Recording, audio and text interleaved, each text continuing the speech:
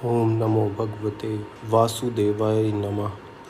हमने एक वीडियो की थी पहले, आपके सामने प्रस्तुत के ईश्वर जो हैं, जो त्रिदेव हैं, उनका जन्म कैसे हुआ है उसके बारे में हम कुछ डिटेल में करने वाले थे कि हाँ, हम धीरे धीरे आपके सामने लेके आएंगे कि जन्म जो हुआ था वो कैसे हुआ था, कौन सबसे सुपीरियर भगवान है और किस भगवान की उत्पत्ति किस तरह से हुई है। तो हम इस पार्ट में ये देखेंगे कि किस भगवान का जो रोल है वो कैसे हुआ है, थोड़ा सा और क्लोज जाएंगे। और इस बार ये पार्ट निकला है श्रीमद् भगवद गीता के अध्याय 10 से, जहाँ से हमें थोड़ी सी और क्लैरिफिकेशन आएगी भगवान को लेकर के। तो यहाँ पे हम देखेंगे जो अध्याय 10वां है, वहाँ अर्जुन ना थोड़ी सी दुविधा हो जाती है ना, मन में संशय रहता है। तो वो उसी में ना श्री भगवान श्री कृष्ण के आगे बोलते रहते हैं, पूछते रहते हैं उनसे, उनमें जिज्ञासा होती है कि आप बताइए कि ये कैसे है, ये कैसे है। तो वो बोलते बोलते फिर धीरे धीरे पूछ ही लेते हैं भगवान से कि जो ये आप बता रहे हो इसमें, उसको बताने में सिर्फ आप ही समर्थ हो, तो आप मुझे बताइए कि वो चीज़ें हैं क्या। फिर श्री कृष्ण जो हैं, जो अपना दिव्य रूप उनको दिखाते हैं, उन्हें बताते हैं। तो उसी में से ये एक पार्ट है। श्री भगवान जब बोल रहे हो अर्जुन को कि हे अर्जुन, मैं सब भूतों के हृदय में स्थित सबका आत्मा हूँ तथा संपूर्ण भूतों का आदि, मध्य और अंत भी मैं ही हूँ। यहाँ पे भगवान साफ साफ डिफाइन कर रहे हैं भविष्य, वर्तमान, भूतकाल, तीनों के तीनों भगवान खुद ही हैं, ठीक है। और जो भी आत्मा है तो वो भी उन्हीं का अंश है, सब कुछ वही है। उन्होंने एक लाइन में डिफाइन कर दिया। थोड़ा सा और आगे पढ़ेंगे। मैं आदिति के 12 पुत्रों में विष्णु और ज्योतियों में किरणों वाला सूर्य हूँ तथा मैं 49 वायु देवताओं का तेज और नक्षत्रों का अधिपति चंद्रमा हूँ। देखिए, यहाँ से ये पता चलता है इस लाइन से कि विष्णु और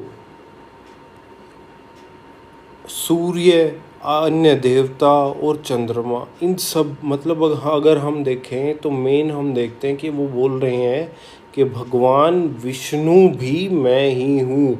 यानी कि जो उनके सामने साक्षात जब उन्होंने दर्शन दिए थे तो वो ना भगवान विष्णु थे, वो ना भगवान श्री कृष्ण थे, वो साक्षात ईश्वर ही थे। जो मतलब एनर्जी एक्चुअल है ना, वो उनके सामने, अर्जुन के सामने प्रस्तुत हुई थी, जिनका सब अंश है। वो एनर्जी थी, वो रूप उन्होंने अर्जुन को दिखाया था, जहाँ उन्होंने देखा था कि सब कुछ, जो कुछ भी, जितना कुछ भी सोचा जा सकता है, जो कुछ भी अंश है छोटा छोटा, तो वो सब है कौन, वो एनर्जी उनके सामने प्रस्तुत हुई थी। मैं वेदों में सामवेद हूँ, देवों में इंद्र हूँ, इंद्रियों में मन हूँ और भूत प्राणियों की चेतना अर्थात जीवन शक्ति हूँ।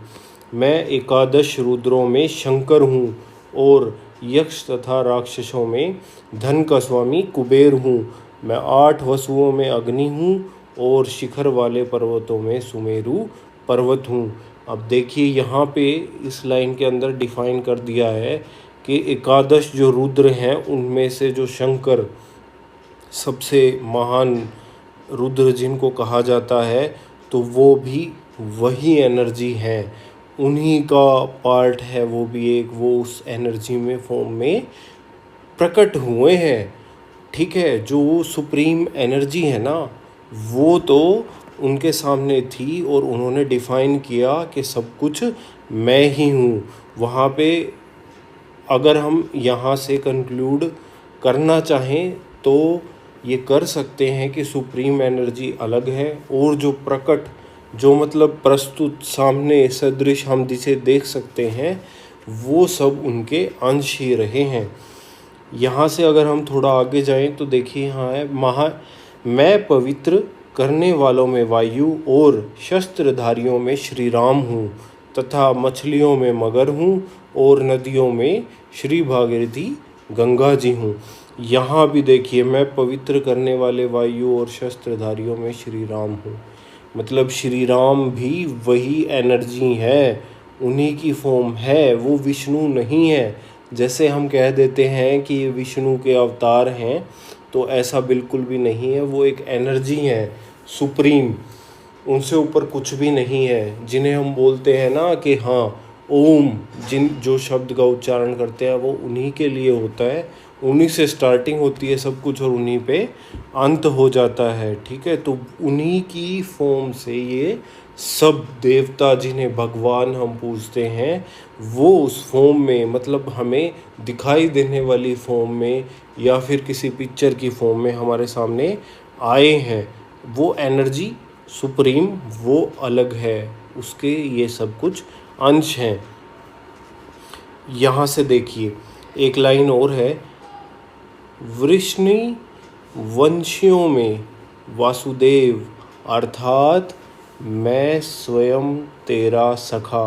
उन्होंने यहाँ वर्ड यूज़ किया है कि मैं स्वयं तेरा सखा, यानी कि वो उस फॉर्म में वापस आने के बाद बोल रहे हैं कि मैं, जो एनर्जी उस टाइम में जो श्री कृष्ण थे, वो खुद के लिए बोल रहे हैं कि मैं तेरा सखा, और पांडवों में धनंजय अर्थात तू भी, मुनियों में वेदव्यास और कवियों में शुक्राचार्य कवि भी मैं ही हूँ। श्री कृष्ण वहाँ बता रहे हैं कि जो एनर्जी है जो श्री कृष्ण की है, जो अर्जुन है, वो भी वही है। ठीक है, तो यहाँ से हम कंक्लूड कर सकते हैं कि श्री कृष्ण भगवान विष्णु और जितने भी हैं वो सब उनके पार्ट रहे हैं, वो अलग अलग फॉर्म में एक बोलते हैं ना, हमारे सामने प्रस्तुत होने के लिए, अपना कोई कर्म करने के लिए उस समय प्रकट होते हैं, एक शेप लेते हैं जो हमें दिखाई देती है कि हाँ वो भगवान की है जिन्हें हम पूजते हैं। लेकिन जो सुप्रीम लॉर्ड है वो एनर्जी है, उनका दर्शन पाने के लिए बहुत प्रयास करना पड़ता है।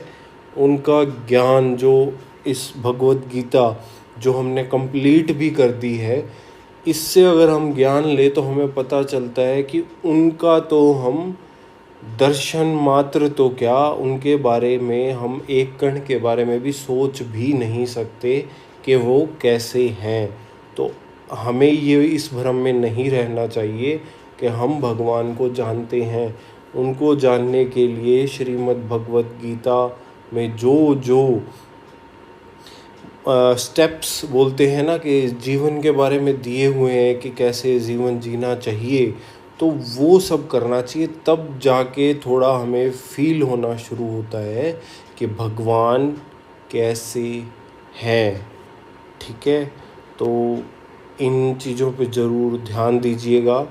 अंत में वो बोलते हैं, जो जो भी विभूति युक्त अर्थात ऐश्वर्य युक्त, कांति युक्त और शक्ति युक्त वस्तु है, उसको तू मेरे तेज के अंश की ही अभिव्यक्ति जान।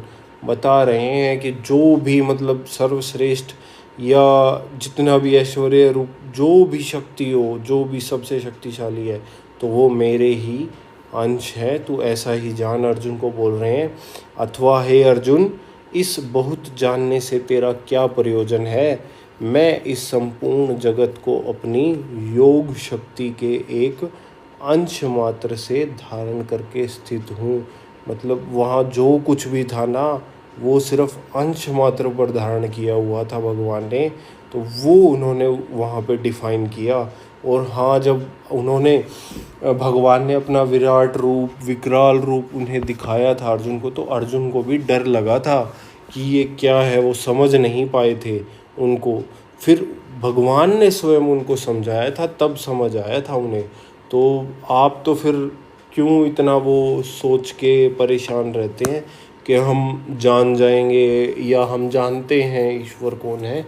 तो वो हम नहीं जान सकते। धीरे धीरे बहुत सारी ज्ञान की बातें हैं वो सीखनी पड़ती है, समझनी पड़ती है, आचरण में लानी पड़ती है, अपने जीवन में उनको उतारना पड़ता है, तब जाके हम भगवान के थोड़े से निकट पहुंचने का प्रयास मात्र करेंगे। जय श्री कृष्णा।